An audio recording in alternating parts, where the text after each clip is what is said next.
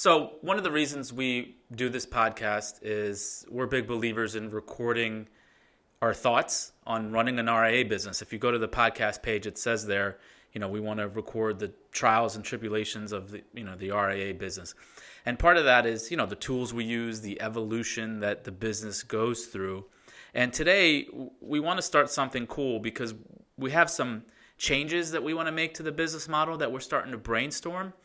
And so, Jeff and I talked the other day. I said, let's do a series, because this is going to take 4 to 6 months to maybe implement a lot of these changes.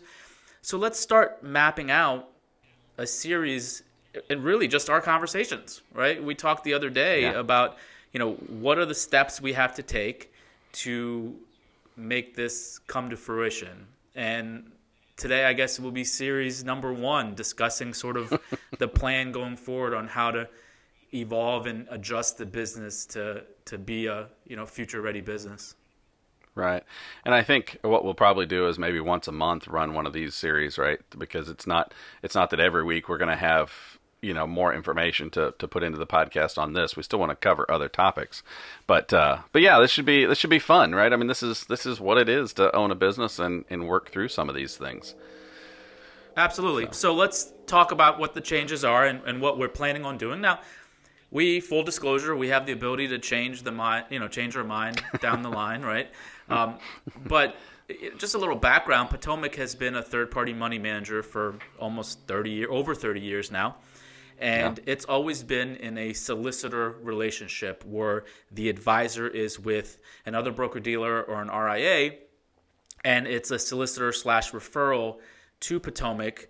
We manage the assets and then pay that referring advisor out on a quarterly basis. And one of the changes that we envision going forward, and a lot of this is from requests that are being made of us, is to allow advisors to come underneath our brand as an IAR of Potomac's RIA.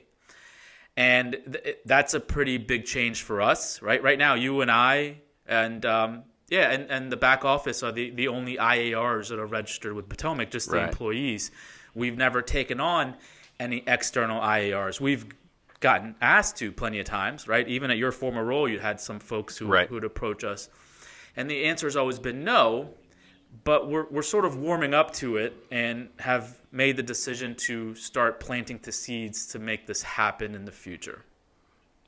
Yeah, and part of this comes from, right, we have to look where we have different opportunities for expertise. And so, I'm used to having, from my former role, right, running the advisory division of a broker-dealer, I'm used to having IARs underneath me that I can help coach and grow and so forth. So that's not necessarily a problem.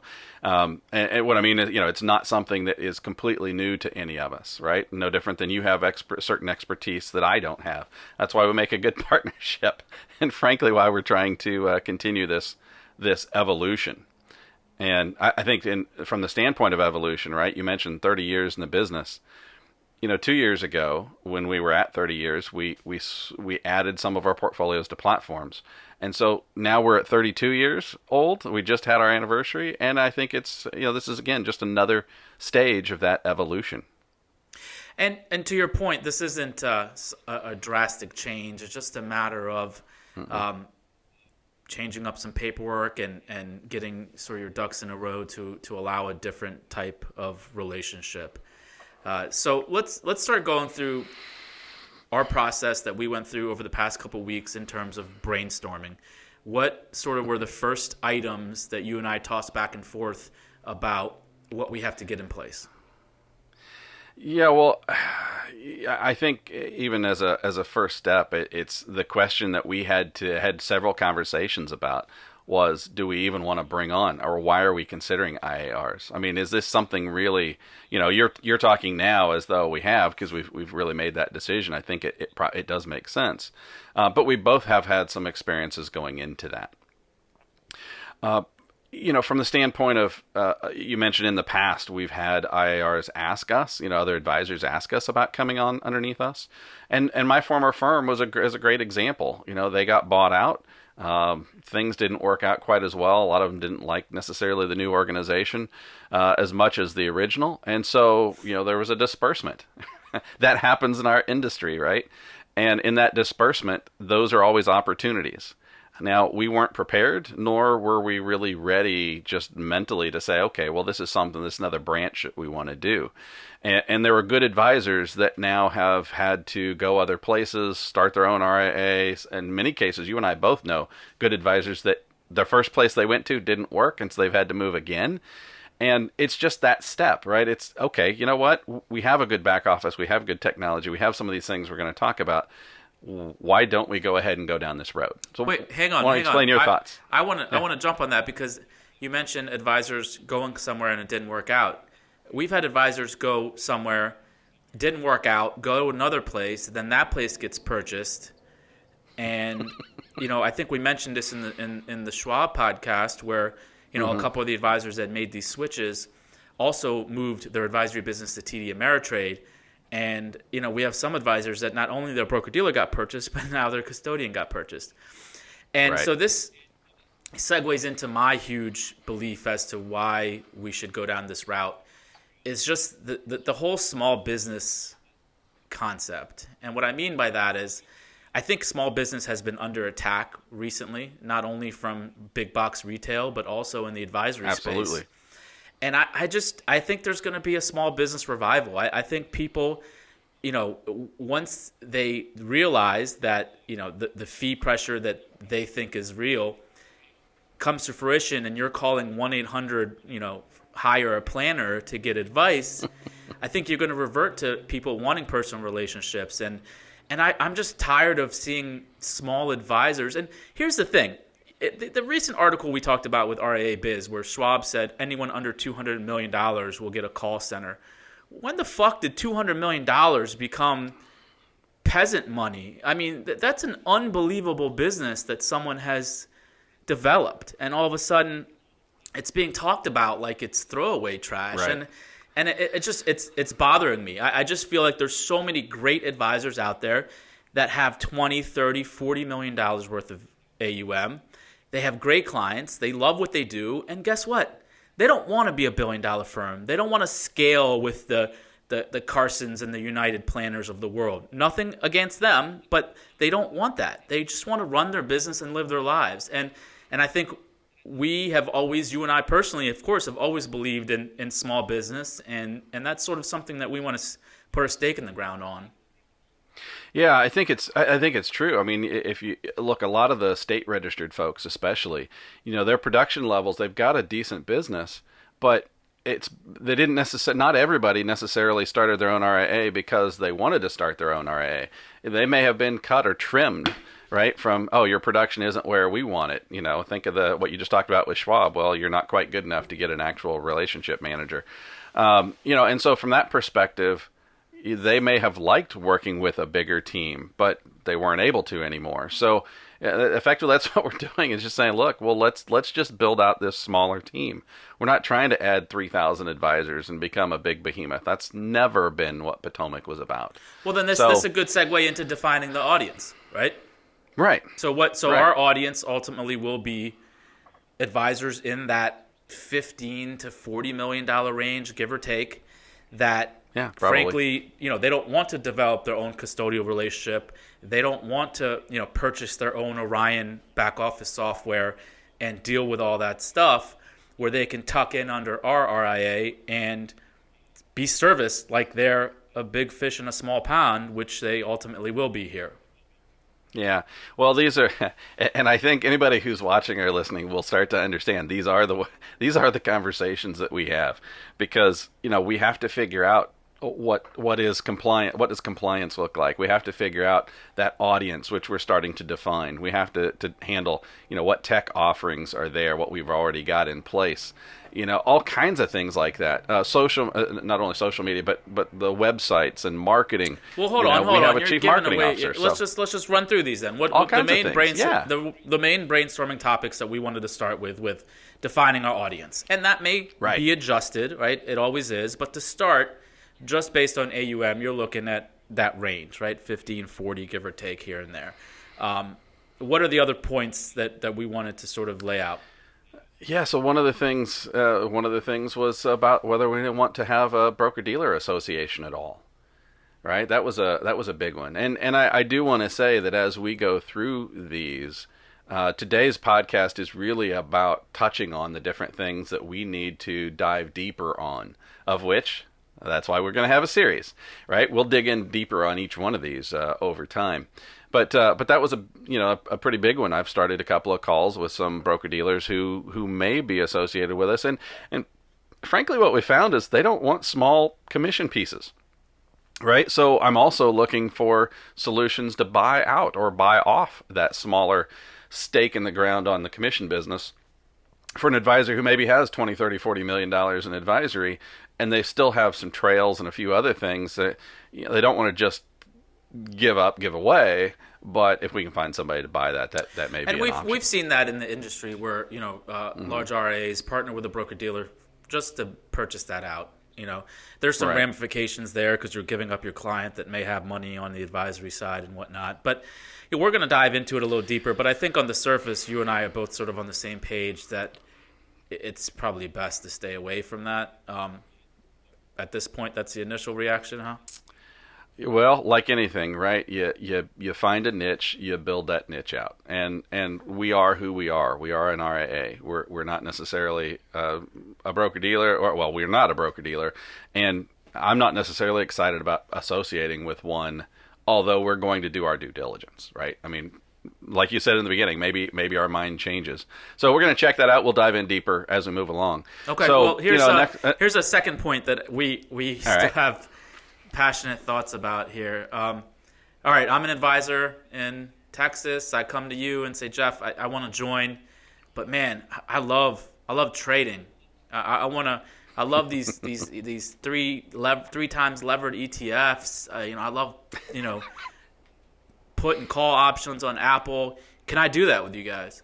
Yeah, that's a topic that we have started some conversations on, and like anything, there may be an exception, but I think there is a much bigger compliance push, and I know obviously individual advisors feel it on the rep as portfolio manager process than there is on third party management. We've got a 32-year-old history of doing things ourselves, and of course, one of the concerns. If we said, okay, if our decision is then you can't use your own portfolios, right? It's just not viable. Well, a concern I would think from anybody would be, well, wait, now I only can use your 7 portfolios. That's it. Well, this again where an expertise comes in. I spent more than almost 13 years doing due diligence on third-party money managers. So, we have the ability to build out a platform with other managers as part of the equation. I have no problem in doing that. I've got a defined process, and certainly you've done your research. You have a research process as well as a portfolio manager. So, these are things that we're open to. I'd rather bring on third-party managed solutions than rep as portfolio manager business for the most part. Here's the deal. It's not a personal attack against that person's ability to manage money. Not at all. And sometimes an advisor feels that that's their value. It's really comes down to the compliance and the process side of it. Are you trading 500 clients differently? Do you have models in place? GIPs, audited performance. Like, what is the process to make sure that your clients are getting the lowest share class, the best execution, and a repeatable process of allocating those assets? And most advisors that are rep as PM do not have that. Right? Right. Would you agree?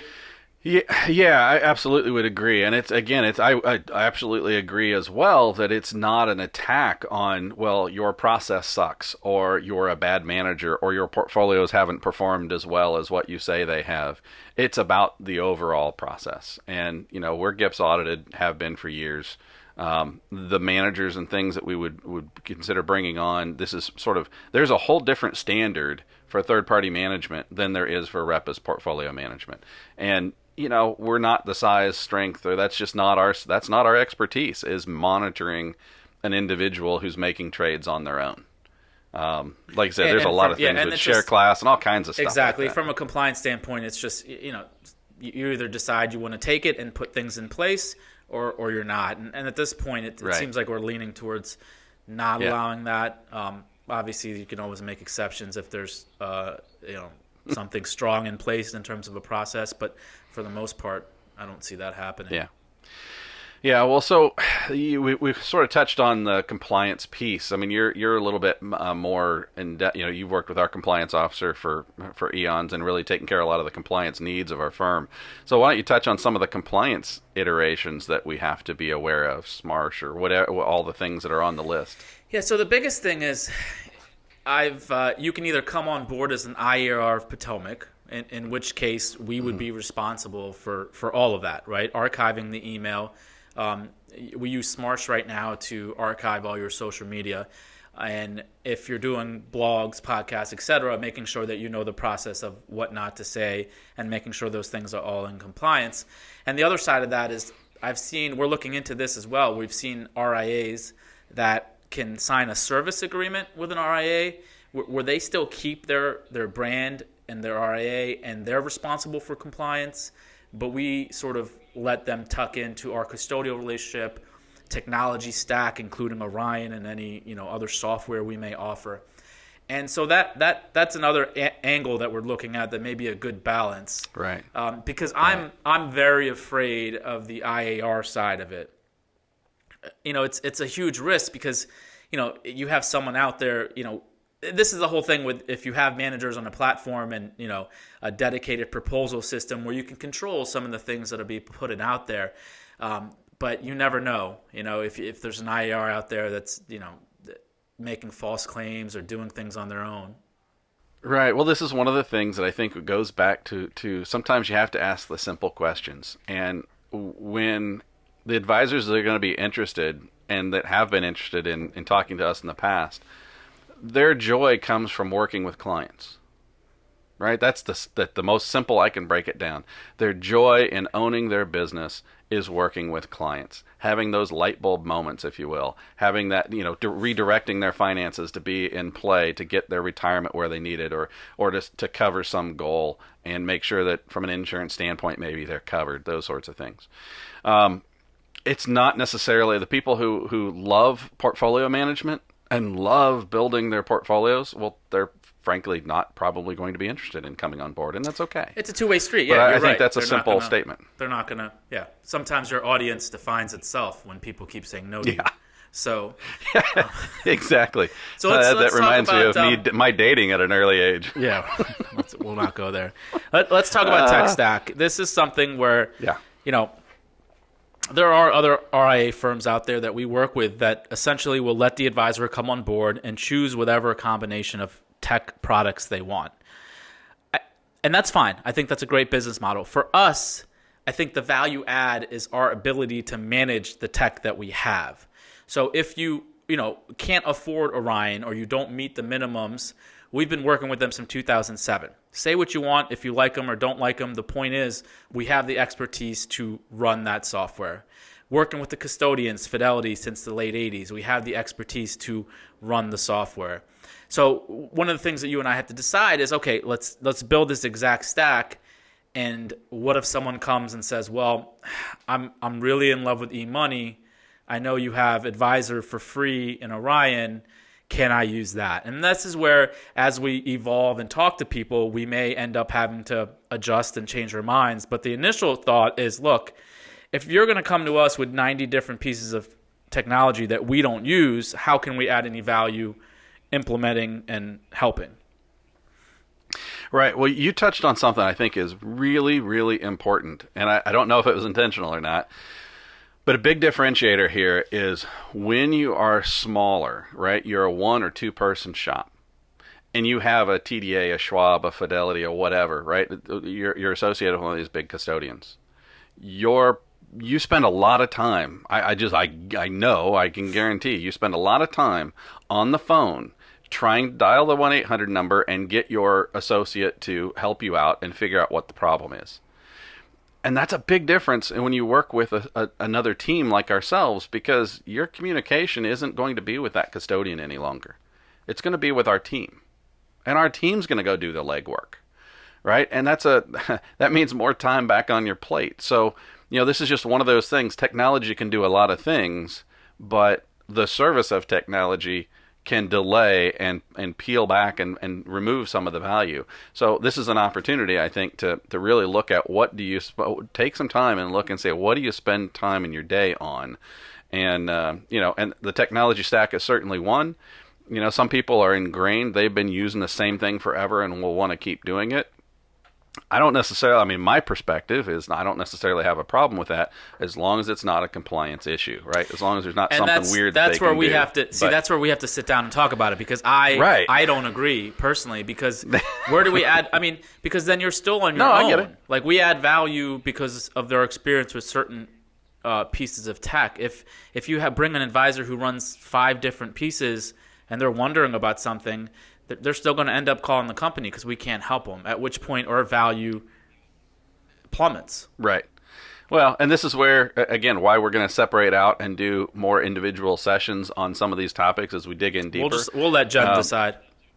Yeah, there you go. All right, let's move on. All right, so another one, payout process. I don't know. That's you're right. We're going to have to deal with that as well. What's the payout look like, or that whole scenario? Because that's one of the first questions advisors ask. Well, I think you're going to probably end up deciding this over anyone else. But the point is, right now what Jennifer's working on is saying, all right, what does exchange cost, SMARsh, whatever risk profiling tool we use, what do all these things cost? And then let's move backwards to figure out a payout. We're not necessarily trying to profit on the payout side of it. There's other avenues that you can, help in terms of the platform cost. Obviously, you want to have, cover your time and effort into setting up and doing things. But it's really just working backwards with expenses and trying to come up with a fair solution, right? Right. And then the payout, it's an interesting conversation, because I've seen payouts out there where they promote, 95% payout, but then they don't do anything. And so is that better or worse than 85, but they do a hell of a lot more?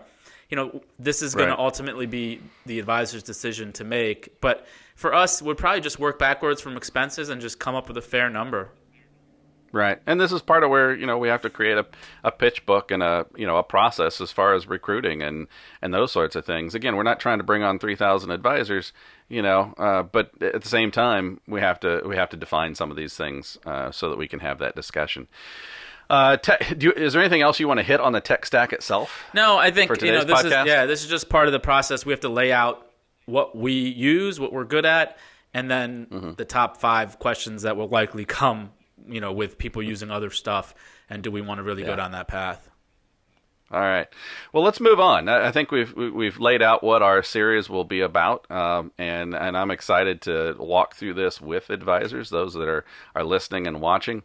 Well, I think the next series, I think we'll be able to address at least the pitch book, some of the key points in terms of broker dealers, and and maybe the initial part of the tech stack. I think we can address some of that in a month. Yeah, we'll see. Yeah, we'll see. Maybe I'll just box this in. Yeah, you just stop that, man. You're the one that tells me, wait, each one of those is a podcast. Let's go. All right, so as we're moving on, recommendations. Yeah, what do you got, bro? I got a funny one, okay? Really? So I was gifted a cologne called Tom Ford Black Orchid. And really? I've not even heard of it. Well, you're going to find out why you haven't heard of it. I ran out. And so I go back to the store, and I love this stuff. And I'm like, can I can't find Tom Ford Black Orchid in the cologne section.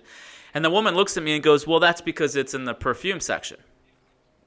And I said, what are you talking about? And so she walks me over, and it's in the ladies' perfume section. And then, obviously my face can't turn red, but whatever, shock face that brown people make, I made.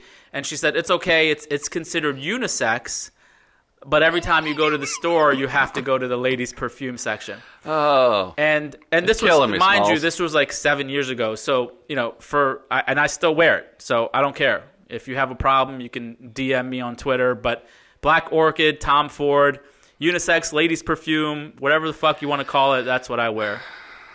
So next week's recommendation, Manish is going to explain where he gets his mani-pedis. I can do that as well. But anyway, that's all. It's phenomenal, right. And, that's all I got. All right. On that note, so I'm going to go with a Prime series, The Man in the High Castle. It's definitely a little different. If you, I hate to call it sci-fi. I don't really think it's sci-fi. It's not really fantasy, but it does deal with multiple worlds and going back to basically World War II and the fact that there are multiple endings to the scenario. One world has Americans winning. One world has the Nazis winning and Japan winning, and so it's just a really. Season 4 I just finished.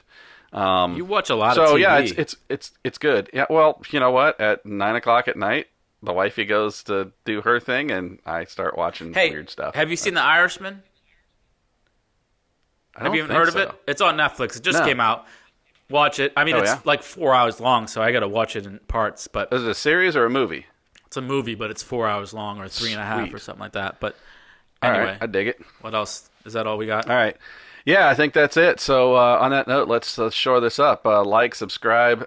Definitely, I think with this topic, especially this series, if you have some comments or some insight or some thoughts that you have, go to our www.potomacfund.com Connect Us page and let us know what you think. So, thanks. We're out. Later.